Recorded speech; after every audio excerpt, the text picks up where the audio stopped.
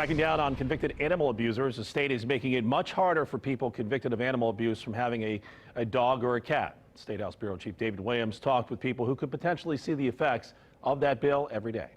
A weird stare down. These cats and dog are happy and healthy, but not all of their furry friends are so lucky.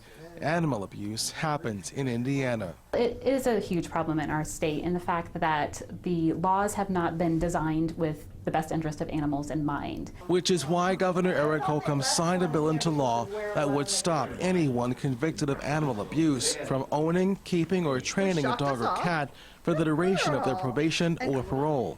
I think that's also important because what we see sometimes in our world is that people will own a pet and not take the values that go along and the responsibility that goes along with that. This new law, I think, is a great first step. So, if somebody is convicted of knowingly harming an animal, I think, they need to give up their ability to, to own an animal. It's just logical. I would hope that maybe over time this could be strengthened.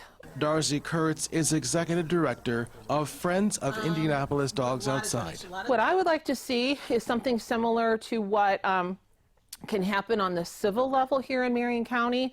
So if somebody is a chronic offender, they can be made a no-owner keeper for life. There is no registry within the bill where a pet shop or humane society could quickly know that a person isn't allowed to have a pet. I would hope, that going forward, that is something that could be implemented here in Indiana. A Senate Republican spokeswoman tells me if a probation officer discovers a lawbreaker has a pet in violation of his parole, it's the parole officer's responsibility to make note and deal the proper punishment. And this new law takes effect July 1st. In the State House, I'm David Williams, Wish TV, News 8.